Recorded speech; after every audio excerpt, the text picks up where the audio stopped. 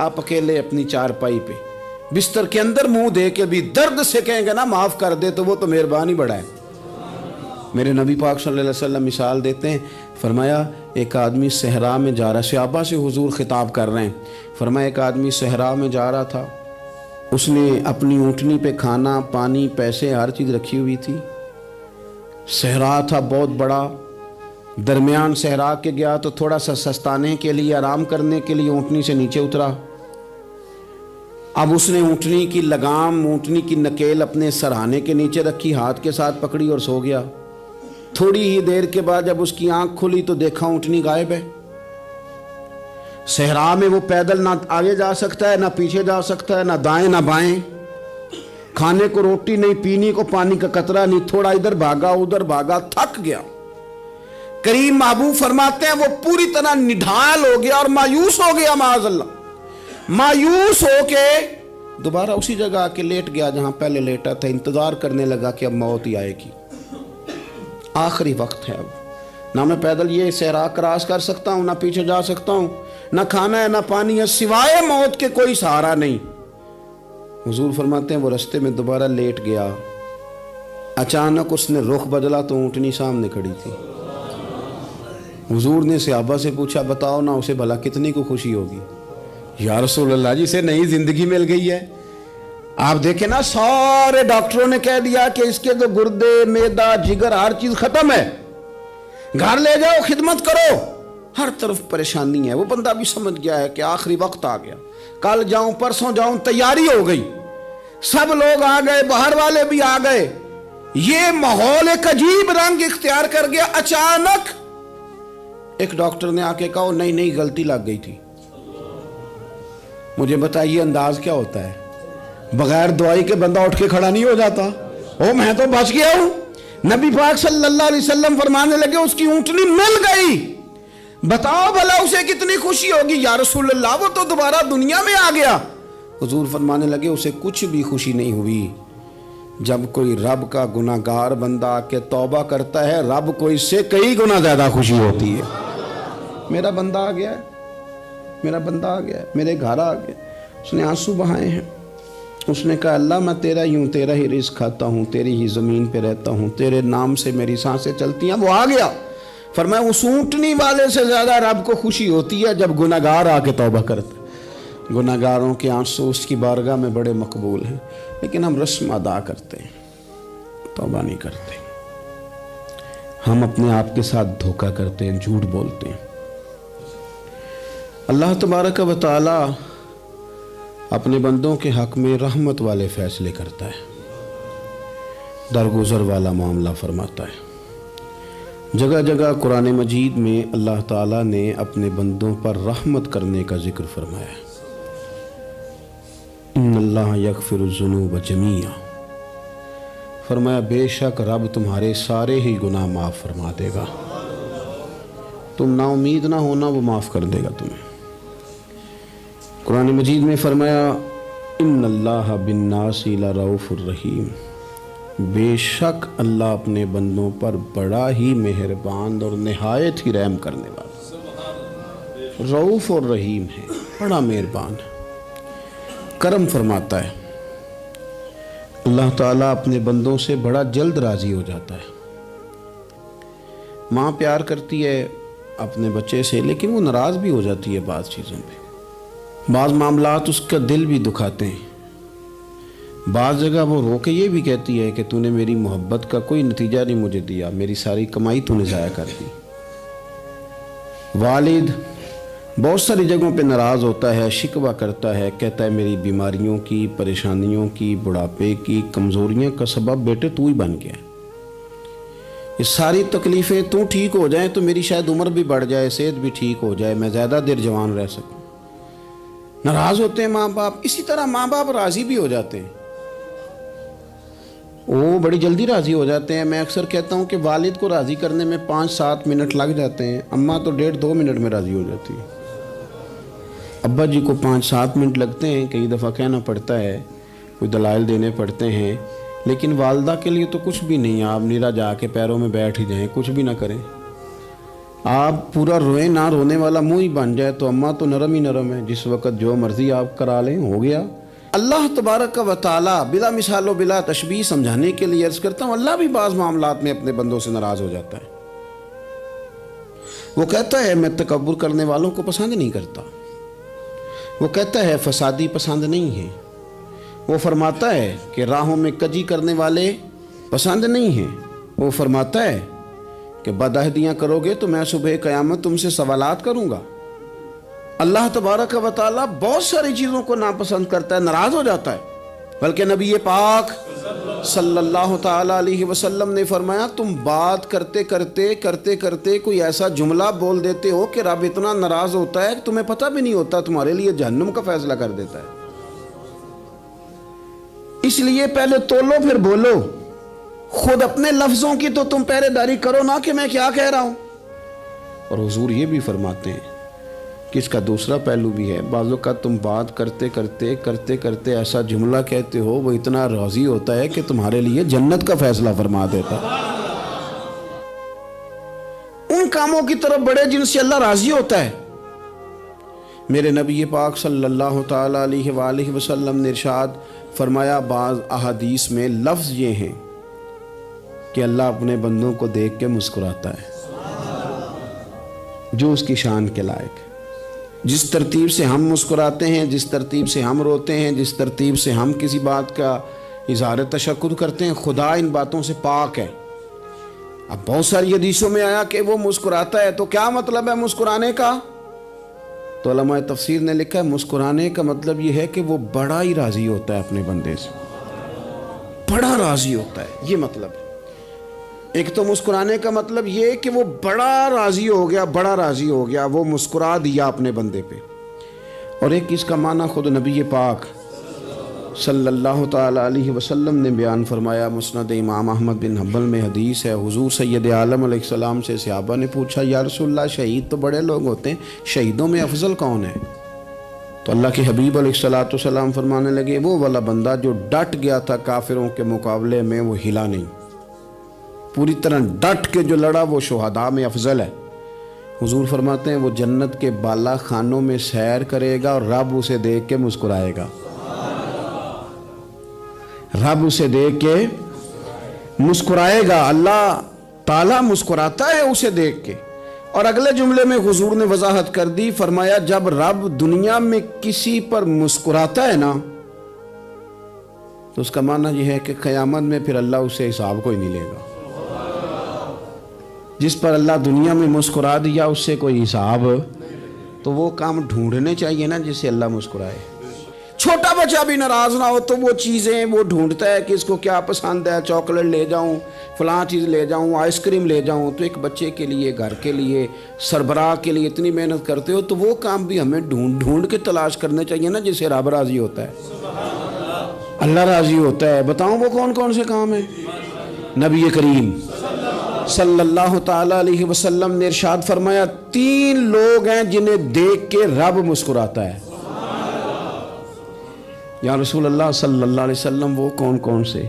تو محبوب فرمانے لگے ایک وہ بندہ ساری مخلوق سوئی ہے، آدھی رات ہے، رات کا پچھلا پہر ہے، اس نے اٹھ کے وضو کر لیا، مصلی پہ کھڑا ہو گیا خدا کی یاد میں، فرمایا اسے دیکھ کے رب مسکراتا ہے جو اس کی شان کے لائق ہے۔ مسکراتا ہے اللہ۔ یہ تو سونے کا ٹائم تھا، یہ تو گہری نیند آنے کا وقت تھا، رات کا پچھلا پہر۔ اور سننا میرے بھائی، میرے نبی پاک صلی اللہ تعالیٰ علیہ وسلم فرماتے ہیں جب مسلمان نماز کے لیے صفیں بناتے ہیں نا، ترتیب لگ رہی ہوتی ہے، اب اللہ کی بارگاہ میں کھڑے ہوں گے، قیام کریں گے، رکوع کریں گے، سجود کریں گے، فرمایا جب مومن صفیں بناتے ہیں تو رب دیکھ کے مسکراتا ہے،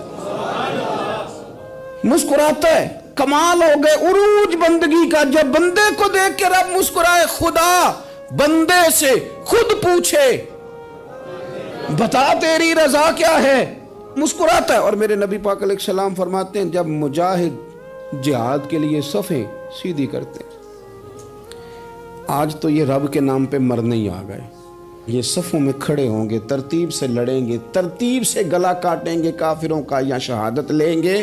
فرمایا جب جہاد کے لوگ صفیں بناتے ہیں تو رب انہیں دیکھ کے مسکراتا ہے۔ کتنے نصیبوں والا وہ بندہ ہے جسے دیکھ کے مسکرا دیا. او یار کبھی تیرا بیٹا تیرے سامنے مسکرائے نا چھوٹا تو تیرا دل باغ باغ ہو جاتا ہے. تیری ماں بیمار کسی ایک دن صحیح طرح ہنس پڑے تو طبیعت خوش ہو جاتی. مجھے بتاؤ نا جس کا رب بھی اسے دیکھ کے ہنس پڑے جو اس کی شان کے لائق ہے. کیا اس بندے کے نصیبیں ہیں, کیا اس کے مقدر ہیں. آپ اس مقام پر اپنے آپ کو لائیں. اب دیکھیں نا یہ حدیث آپ نے سن لی. اب ہم نے نا اس طرح صفحے نہیں بنانے جس طرح ساری دنیا. اب ذرا صفحے بھی شوق سے بنائیں گے. آپ ذرا تھوڑا سا شوق پیدا کریں گے. بھئی یہ تو میں وہ کام کرنے لگا ہوں جسے دیکھ کے رب مسکراتا ہے. نبی پاک صلی اللہ علیہ وسلم نے فرمایا جب کوئی بندہ توبہ کرتا ہے نا, ہم توبہ کا رٹا لگاتے ہیں, یا اللہ میری توبہ یا اللہ. اور توبہ کا تو مطلب یہ ہے کہ پچھلے گناہوں سے پکی توبہ, آج کے بعد یہ غلطی نہ کرنے کا پکا وعدہ. آج کے بعد رشوت تو نہیں نہ لے گا, ملاوٹ تو نہیں نہ کرے گا, یہ توبہ ہے. اور اگر سارے کام اسی طرح کرنے تو پھر یہ توبہ کا رٹا ہے, تو جتنا مرضی لگاؤ. حضرت علی بن ربیعہ رضی اللہ تعالیٰ عنہ فرماتے ہیں میں مولا علی کے ساتھ تھا, مقام حرہ کی طرف جا رہے تھے. حضرت علی نے ہاتھ اٹھا کے دعا مانگی ہماری تعلیم کے لیے, ورنہ حضرت علی ہم صحابہ کو محفوظ عن الخطا تو مانتے ہیں نا. ہاتھ اٹھا کے کہا اے اللہ ہمارے گناہ بخش دے, تیرے علاوہ کوئی معاف کرنے والا نہیں. اور پھر حضرت علی آسمان کی طرف دیکھا اور دیکھ کے نا حضرت علی بن ربیعہ کو تو مسکرائے. حضرت علی بن ربیعہ کہنے لگے حضور مسکرائے کیوں ہو؟ فرمانے لگے ایک دن میں حضور کے ساتھ اسی طرح آیا تھا, اسی طرح حضور نے دعا فرمائی تھی ہماری تعلیم کے لیے, اور پھر حضور مجھے دیکھ کے مسکرائے تھے اور فرمایا جب کوئی بندہ رب کی بارگاہ میں اس طرح استغفار کرتا ہے تو رب مسکراتا ہے, اور مسکرا کے فرماتا دیکھ لو میرے بندوں کو پتا ہے کہ میرے علاوہ معاف کرنے والا کوئی نہیں. انہیں پتا ہے, تم اس کی بارگاہ میں رجوع تو لاؤ, آؤ تو صحیح دو آنسو لے کر. اقبال کہتے ہیں کہ موتی سمجھ کے شان کریمی نے چن لیا, قطرے دو گرے میرے ار کے انفعال کے. دو میں نے آنسو بہائے تھے تو اس کے کرم نے تو موتی سمجھ کے چن لیے. سنو نا حضور اس استغفار کو اللہ کو یار رات کو توبہ کر کے سونا چاہیے ہمیں. کچھ غلطیاں ہم کرنا نہیں چاہتے پر ہم سے ہو جاتی ہیں, کچھ دل ہم توڑنا نہیں چاہتے پر وہ ٹوٹ جاتے ہیں, ہماری مجبوری ہوتی ہے ٹوٹ جاتے ہیں. رات کو اس کی بارگاہ میں ہاتھ باندھ کے کشکول طلب دراز کر کے خوب استغفار پڑھنا چاہیے کہ مالک بندے ہیں نا کیا کریں, خدا را خیال کریں. دنیا روٹتی ہے تو روٹ جائے, رب رسول ناراض نہ ہونے پائیں, اس کا خیال کریں. حضور فرماتے ہیں وہ مسکراتا ہے, اسے خوشی ہوتی ہے جب کوئی اس کا بندہ اس کی طرف رجوع کرتا ہے. میرے عزیزو رسول پاک صلی اللہ تعالی علیہ وسلم نے ان لوگوں کے تذکرے کیے جنہیں دیکھ کے رب مسکراتا ہے. نبی پاک صاحب الالاق صلی اللہ تعالی علیہ وسلم فرماتے ہیں, مسند امام احمد بن حنبل دیکھیے, فرمایا رب اس وقت بڑا ہی مسکرائے گا جب قاتل بھی جنت میں جائے گا, مقتول بھی جنت میں جائے گا.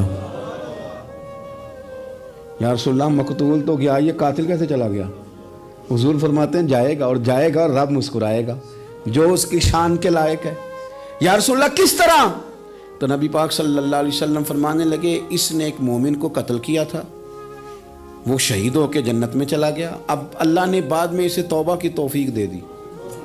پہلے اس نے کلمہ پڑھا, پھر یہ میدان میں اترا, کافروں سے لڑا, یہ شہید ہوا, رب نے اسے بھی جنت دے دی. قاتل بھی جنت میں, مقتول بھی جنت میں. اور بات اتنی انوکھی ہے کہ رب دیکھ کے مسکرا رہا ہے جو اس کی شان کے لائق ہے. ہم جلدی میں ہیں, ہم انتظار نہیں کر رہے کہ شاید توبہ کر جائے, ہم انتظار نہیں کر رہے. لیکن میرے عزیز اتنی جلدی نہ کریں. سوچوں کا صاف ہونا, ذہنوں کا پاک ہونا, اور لوگوں کے بارے میں گمان کا اچھا ہونا. آپ کسی نفسیات کے ڈاکٹر کے پاس چلے جائیں, اسے کہیں ٹینشن بڑی ہے. میں ان کے مضامین پڑھتا رہتا ہوں, وہ سب سے پہلا سبق آپ کو یہ پڑھائیں گے کہ اچھا سوچا کریں.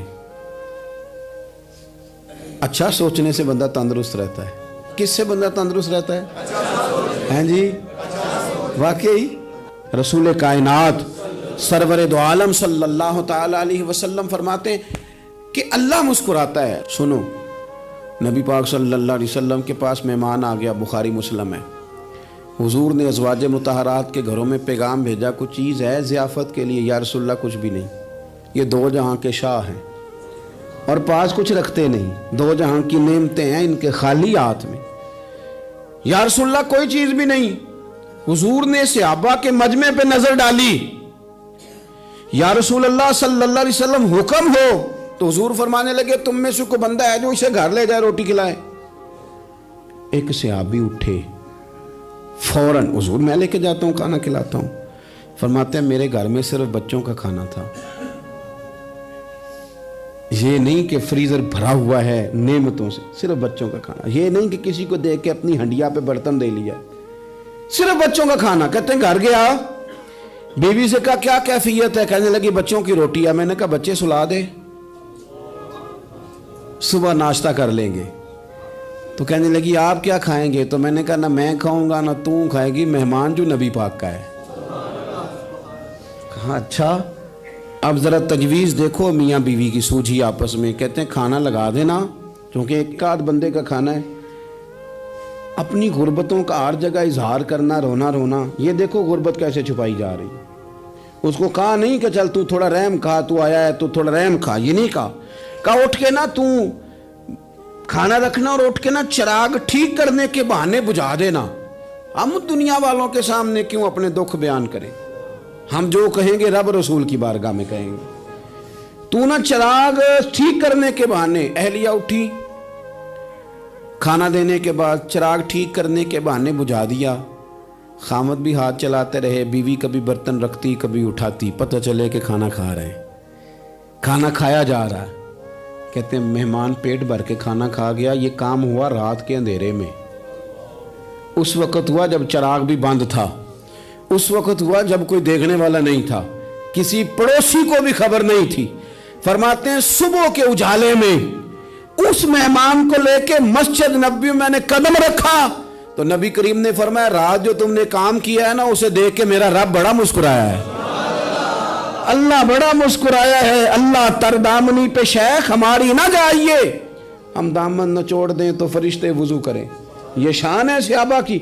नबी करीम अलैहिस्सलाम ने फरमाया रब रात मुस्कुराया तेरा ये अंदाज देख के, और उसने कुरान नाजिल किया वयुसिरूना अला अनफुसिहिम वलौ काना बिहिम खसासा। कुछ लोग वो हैं जिन्हें बड़ी भी ज़रूरत हो तो दूसरों पर इसार कर देते हैं, कुर्बानी दे देते हैं। रब मुस्कुराया है।